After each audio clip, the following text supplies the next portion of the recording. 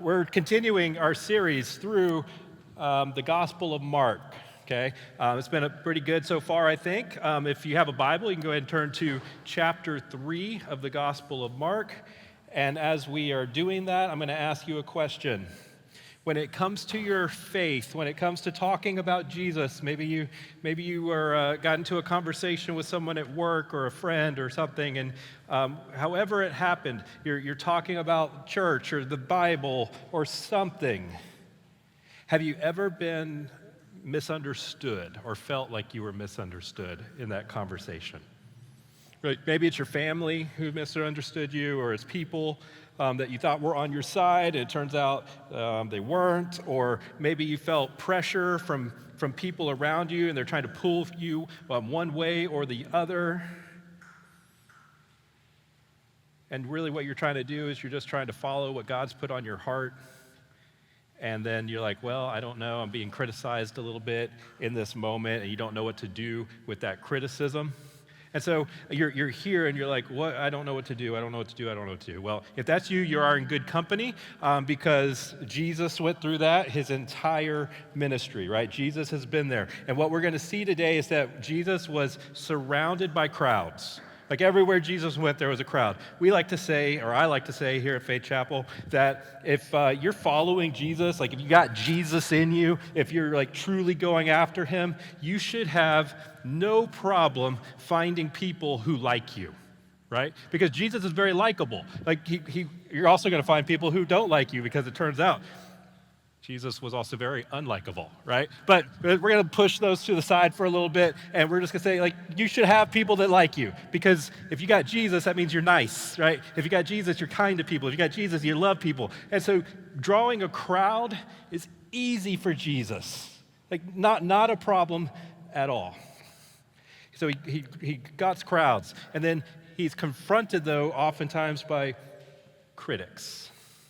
And then, still, though, he's focused on his calling. It doesn't matter what the crowds are saying, what the crowds are doing, what the critics are doing. He's still going to stay focused on his calling, right? But Jesus just wasn't always understood. And while others tried to distract him, maybe they tried to pull him away from his mission, he doesn't move from what God had called him to do. And what he does is he invites you and me to do the same. So here at Faith Chapel, we do often say that we exist to point people to Jesus, right? That's our main thing, right? If you go into the fellowship hall, it's real big. It says pointing people to Jesus. It's probably on your bulletin. I don't remember. But it's what we do. And here at Faith Chapel, as we do that, we want you to know that is not simply like an organizational goal, that like when you're at church, we point people to Jesus. Or when we go out and we do a thing, that we're pointing people to Jesus. It's not simply an organizational goal. What we want that for each and every one of you as individuals. We want that for you as your family. We want that for you as your group of friends. We want this to really sink into each of our lives. And so it's not easy. And what we're going to see today as we look at this is that we're, just as Jesus did, we can attract crowds, but we're going to have critics, and we're either going to lean into our calling or we're going to run from our calling. So let's go ahead and we're in Mark chapter 3. We're going to start reading in verse 7. It says, Jesus departed with his disciples to the sea, and a large crowd followed from Galilee. And a large crowd followed from Judea and Jerusalem and Idumea, beyond the Jordan, and around Tyre and around Sidon. And a crowd came to him because they heard everything that he was doing. When he told his disciples to have a small boat ready for him, so that the crowd wouldn't crush him, since he had healed many, all who had diseases were pressing toward him to touch him. Whenever the unclean spirits saw him, they fell down before him. They cried out, "You are the Son of God." And he would strongly warn them not to make him known. All right, so here's what I want you to see first, and we've kind of said this already, but crowds follow Jesus. Right, but not everyone is going to commit. Just take a moment to look at this for a little bit. Right? People are looking for Jesus so much that they're following him. They're following him from everywhere, not just one place, but like all these different places. They're all coming in, they're all following him, looking for him, and want to see what he could do next. There's something about Jesus, right? He's really special. He can heal people, he can raise people from the dead, he can cast out demons, he can do all of these really cool things, and it just draws people to him. And in this case, what we see is that the people there, for the most part, what they're there for is they want to see what he could do for them, right? People with sickness were pressing towards him. Like, can you please just heal me? Right? What can you do for me? I need you to do something for me. And so people, like, they're coming from everywhere. We have a massive multicultural crowd. And why? Because they heard that Jesus was doing stuff. He's healing, he's casting out demons, he's teaching with authority. And they want something from him. Not necessarily of him, right? They want something from him. They don't want him. And I want you to get ready here because I want you to hear this because it is important. There is nothing wrong with coming to Jesus for what he can do for you, right? There's nothing wrong with coming to Jesus because you have a need, coming to Jesus in your time of need. He welcomes that, right? He's okay with all the people showing up because you got something for them. In fact, this is a strategy our missionaries use, right? Missionaries all over the world. They meet the needs of people so that they might hear and know Jesus, right? And so crowds will come to missionaries because missionaries will come and they will have something for them. They'll have food for them. They'll have resources. They have things for them. They don't come to missionaries most of the time because they have the words of life. They come because they have something for them. And so the same thing was happening with Jesus. But being a fan of Jesus is not the same as being a follower of Jesus, okay? So it's okay, right? It's okay that if you're here today and you're like, well, I just want to see what Jesus might have for me. We're okay with that. I think Jesus is okay with that. But what we want, I believe what Jesus wants, is that you would not only see what he has for you, but you would find the source and where it comes from, that you would feel the love of Jesus, that you would see that Jesus has the power of forgiveness, that you would see that he died, he rose, he took the penalty for our sin, that he cares for us so much that he would take the pain of a cross for us. And then once we do that, we see that being a fan of Jesus will not be the same as being a follower, right? The crowds come for healing, but Jesus came to give them something even greater, himself. And so here are some questions, right, that for those of us, maybe you're here and you're like, well, I like Jesus. That's good. Maybe you're like, well, I feel like I try to follow Jesus, so I want to be a follower. Those, he's important in my life, right? So if you're here and you're like, I like Jesus, I say he's important in my life, here's a question, or a couple questions. Are you following Jesus because of what he can do for you, or because of who he is? What do your rhythms look like, right? What do your rhythms look like when the miracle doesn't come, right? Do you still show up? Or if the miracle doesn't come, are you like, I'm out? And then I want just look, like, I think as we see this, as we see what we're going to go through, as we see what Jesus has for us in his scripture, I want you to be invited not to just be a face in the crowd. Because Jesus is looking for disciples. He's looking for followers. He's not looking for just simply looking for spectators. He invites the spectator, come spectate, come look, come be a part of the crowd, but he's not looking for them for you to stay there. So how can I move from being the guy or the gal that simply just enjoys what Jesus has to offer to being the person that is like engaged in what Jesus is telling us to do? That actually would, point other people to Jesus. How do we move from being the crowd that just follows Jesus around to an actual engaged follower of Jesus? Or maybe that's just too much. Maybe it's too scary. Like, do we let the critics, do we let the naysayers, do we let them get in the way?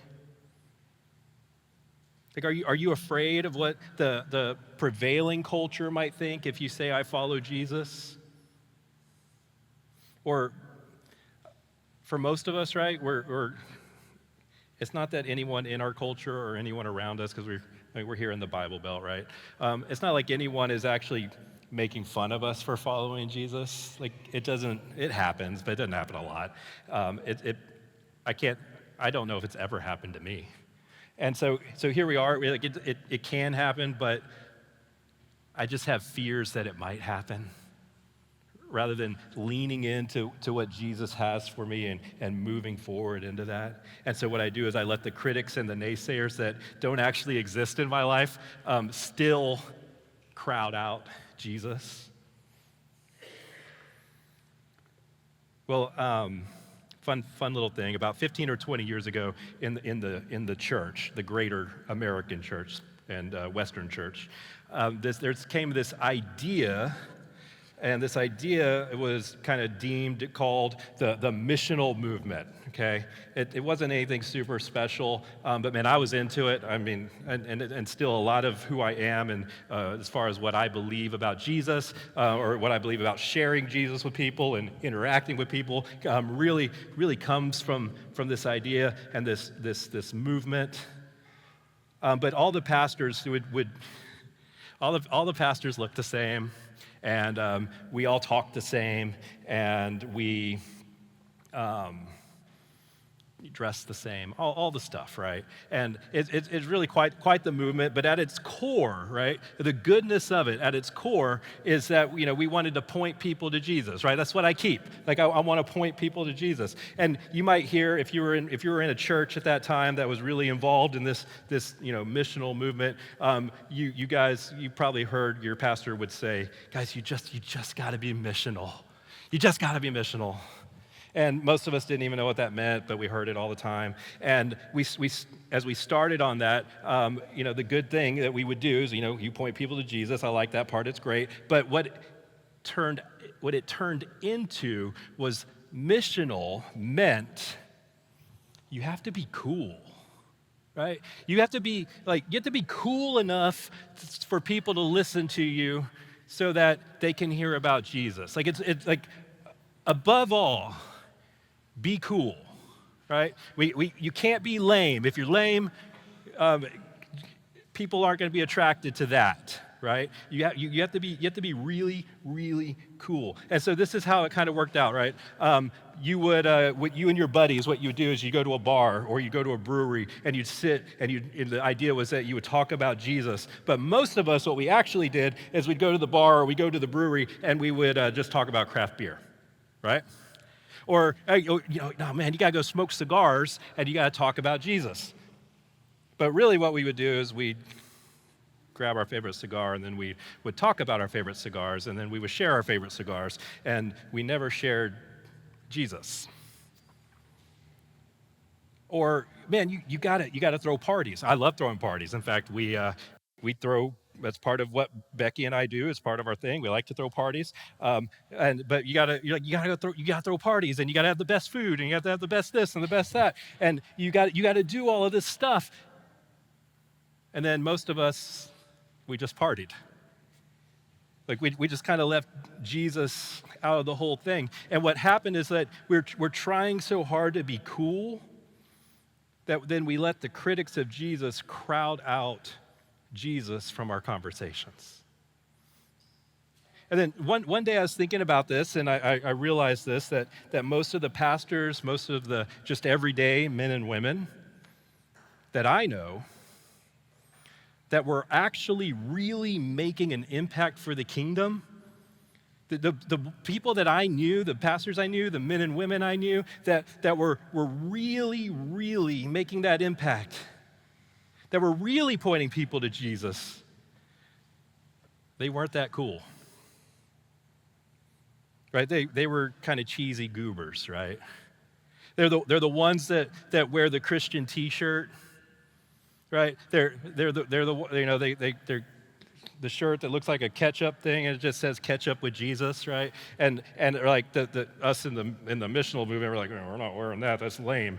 We don't want people to know right away that we love Jesus. That would be the worst thing in the world. But the people that were really impacting people, the people that were really seeing people come to faith, the people that were really loving people, all those people, they were just cheesy goobers.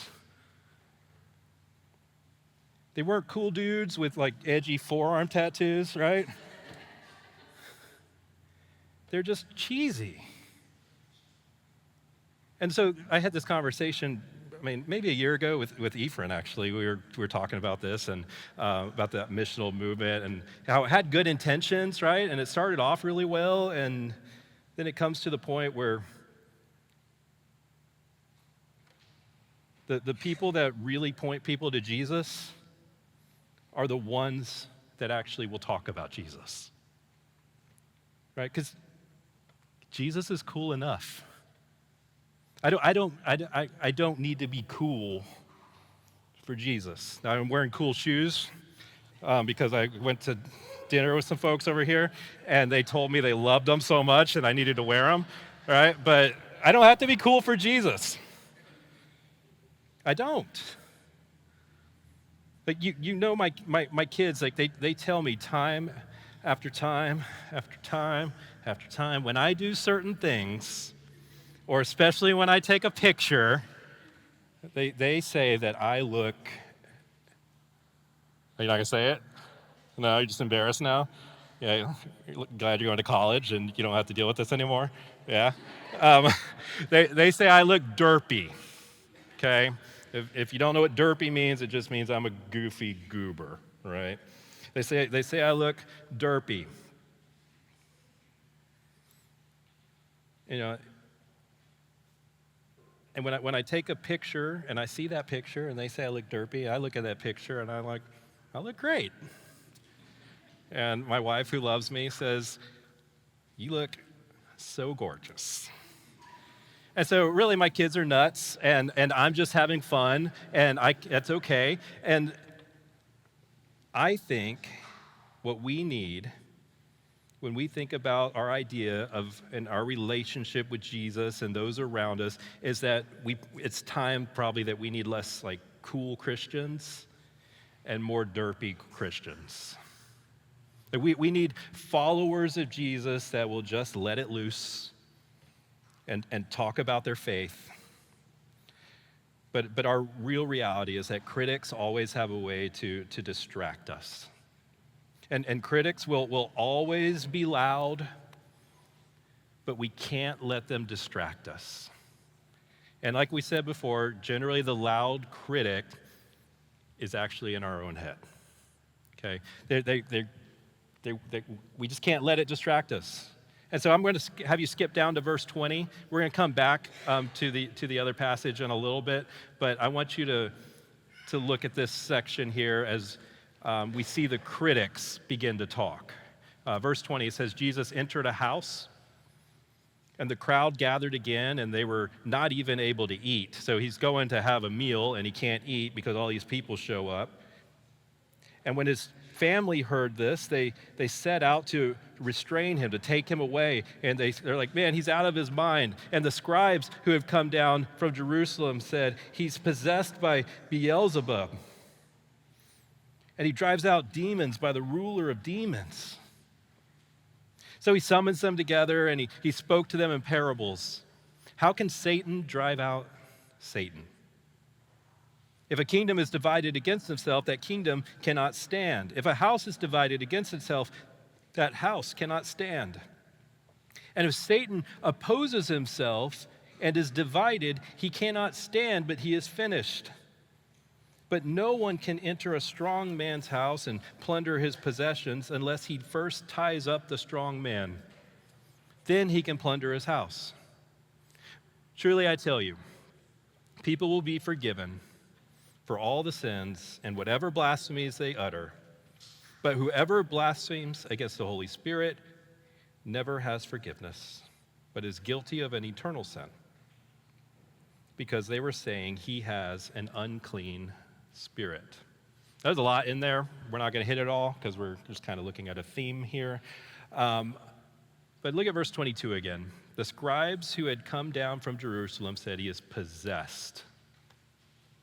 He drives out demons by the ruler of demons.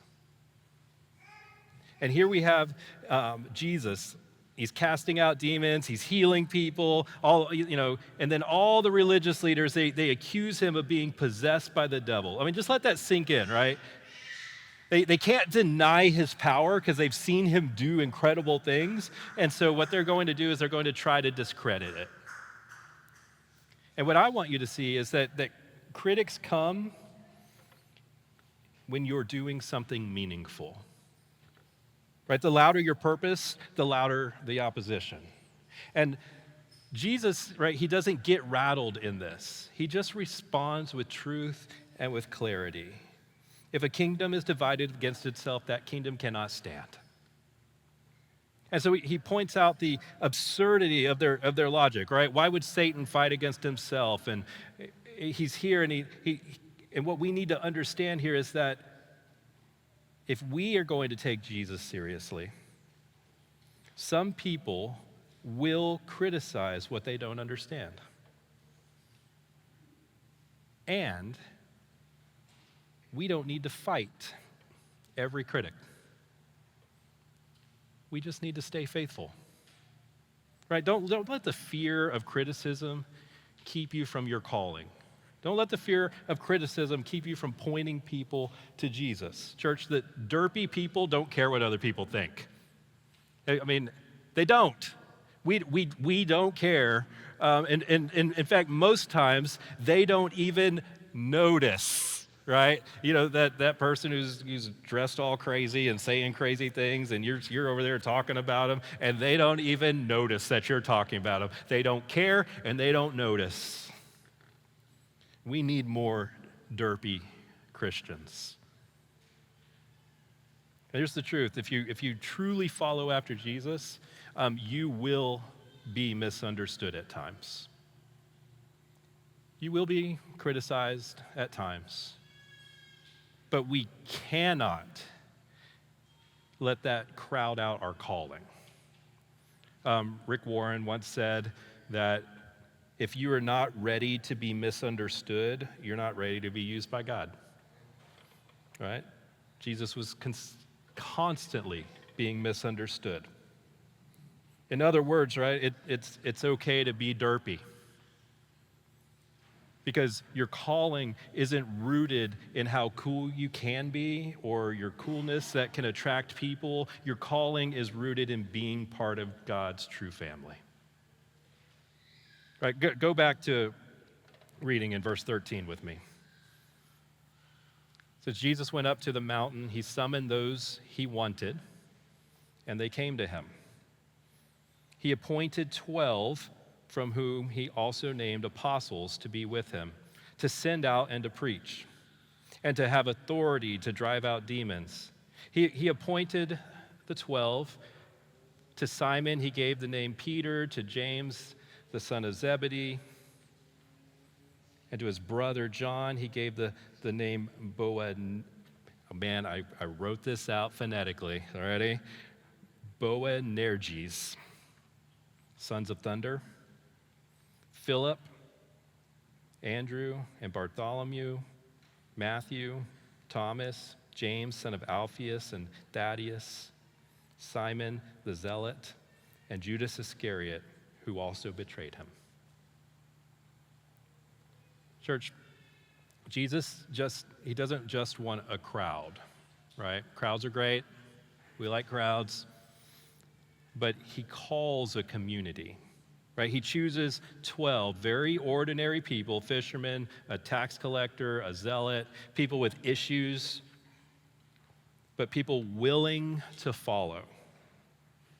And I want you to notice the order of what he does there. He calls them to be with him, right? He calls the ones that he wanted to come and be with him and then to send them out. And the order here, I think, is really important because it's presence for performance. It's presence before performance. And I believe that the age-old saying, right? It's, you might roll your eyes when you hear this if you've heard it before, but I believe it's true. God doesn't call the qualified, he qualifies the called. He doesn't call the qualified, he qualifies the called. I believe God did that for me, right? When I was young, I was very shy. I was very shy. Whenever I went into high school, I played the trumpet. Went to go be in the high school band. I had to try out in front of for which band I was going to be in. I had to try out in front of the 3 band directors, and I have my trumpet. And when I get back then I'd get really nervous. When I get really nervous, I get really cold for no reason, and I just get really shaky. Right?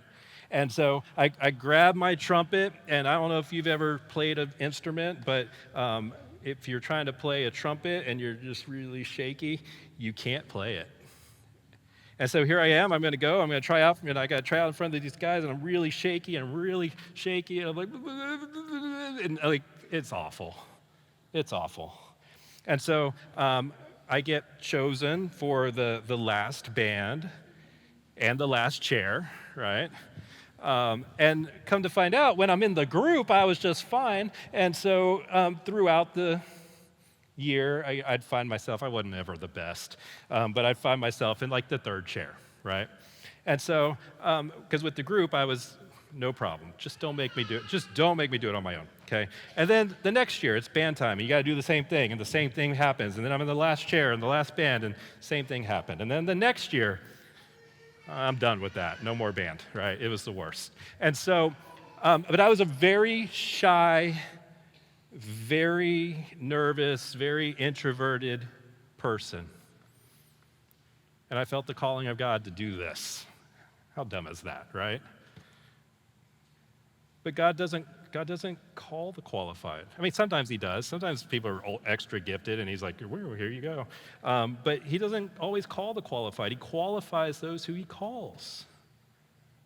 And so you don't have to have it all together, right? You don't have to have it all together to be used by God. You just need to say yes. One more story. This is stupid. It just popped in my head. I probably shouldn't tell it. When I was dating Becky, I wanted to ask her to be my girlfriend, right? We'd gone on a couple of dates. I'm like, all right, I'm going to ask her to be my girlfriend. And I'm super nervous and shaky, and it was the worst. And I left that conversation that took way too long because I'm just stumbling over all my words and everything. And I left that conversation, and I was like, I think I did it. I think I asked her to be my girlfriend. I think she's my girlfriend now. And then she left that conversation. She went and talked to her friends, and she's like, I don't know what he said. And somehow we're here, so that's great. But that's just what God does, right? I didn't know how to do anything. But you don't have to have it all together to be used by God. You just have to say yes. And that call, right, it starts with being with Jesus. And then your purpose, right? Your purpose flows from there. Now go to verse 31. I want you to see how Jesus views those who will actually follow after him. And what we're going to see here is that he actually sees us as family. Verse 31, his mother and his brothers came, and standing outside, they sent word to him, and they called him. The crowd is sitting around him, and he told him, look, your mother and your brothers and your sisters, they're outside asking for you. Remember, they're trying to remove him from the situation. They're outside, they're asking for you. And he replied to them, who are my mother? Who is my brothers? Look at those sitting in the circle around him. And he said, Here is my mother, here are my brothers. Whoever does the will of God, you are my brother, you are my sister, you are my mother. And what we see here is that Jesus is going to redefine family, and obviously family's units are important, but he's going to redefine this a little bit, not by bloodline, but by obedience to the Father and relationships. Whoever does the will of God is my brother and my sister and my mother. And that means that our family, guys, is huge. Because whoever does the will of God, right? Not just in this room, but in the church down the road, in the church across the country, in the church across the world, like that is my father, that is my mother, that is my sister, those are my brothers. And our family is huge. And so maybe some of you don't come maybe from a traditional family, right?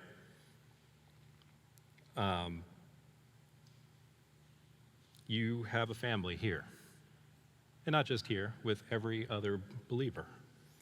Maybe maybe you have a family, but they're not here in Cyprus, right? Maybe they're in another state or another country. We're your family, right? Because Jesus makes us family. Maybe your family is the best family in the world. We're still your family because Jesus made us family. And when we follow Jesus, it's important for us to remember that our identity, right, it's not based in our family of origin or where we came from or how cool we can be or anything that we can conjure up in our heads, right? Your true identity is not based on where you come from, but it's based on who you follow.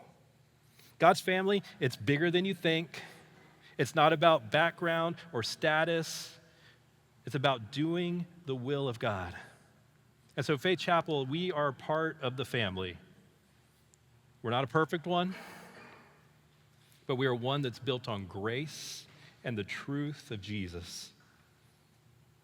And so today, as we kind of talked about crowds and critics and calling, the question is this. Which one are you? Like, where do you see yourself in this story? Right? Are you the crowd, right? Maybe you're interested in Jesus. Maybe you're even inspired by him, but you're still kind of on the fringe. Or maybe you're stuck. You're just stuck listening to the critics. You're afraid to fully follow because of what somebody might say or just what you're afraid they might say. Or are you ready to embrace your calling? Are you ready to be with Jesus? Are you ready to do his will? Are you ready to live as part of his family? And if you're like me, I'm willing to bet that you're all three, right? I'm all three. There are things that I like about Jesus, but I'm still too scared to dive all the way in because of the way I might be perceived. Right? I worry about what someone might say. And then there are things also that I'm all in for, right? But church, as much as we can, we have to stop, living that divided life. Right? We're not going to be perfect, but we cannot stay stuck in the crowd. It's not good for us. It's definitely not good for those around us, right, who are in desperate need of Jesus. And so here's what I love about Jesus. He doesn't ever push the crowd away. Now, we did just read a crazy passage in our Bible study this morning about Jesus telling people to eat of his flesh and drink of his blood, and a lot of people left because they couldn't handle the teaching. And it's a weird passage, and really he's just saying, hey, come abide in me, right? And people do leave, and I do believe that sometimes he has to thin the crowd so that the rest of us can really move in. But he doesn't push you away. Everyone who left was invited in. He doesn't push you away. He invites you closer. He invites you to abide in him. He calls ordinary people to follow after him. He redefines family around obedience to God's will. And so maybe today is the day for you to step out of the crowd and say, Jesus, I want to follow you. Maybe you've been discouraged by the critics or the critics in your own head, and so it's inside or outside, whatever it is, but you're like, man, I gotta let that go. Or maybe you need to accept your place in God's family for the first time, and you need to say yes to his calling on your life. Maybe all of them. But no matter where you are today, no matter where you're at, Jesus invites you in. He doesn't push you away. He invites you in. And so here's what we ask, right? We ask that you would listen to his calling. Accept that into your life, right? You want to know your purpose in life, right? That's a big deal in the church today. Find purpose. Your purpose is to follow Jesus and to love him and to care for others, right? To follow Jesus and to love others, like love God, love others. That's your purpose. To lean into that calling, to point people to Jesus, to not be afraid of the critics and what they might have to say and what it might make you feel like if they leave and they don't like you and and it hurts. Let me tell you what it feels like. It hurts. It does. But Jesus heals. Jesus cares. And what's better than the hurt that sometimes that we feel when we lose a relationship, and sometimes it'll happen because of Jesus, right? What feels better than that is when somebody gets drawn in to a relationship and your family grows. And that's what we want. We want our family to grow. And so again, we say, maybe today's the day that you need to step out and say, Jesus, I want to follow you. Maybe you've been discouraged by your critics, and you need to let that go. And maybe you need to accept your place in God's family and say yes to his calling and his purpose that he has on your life.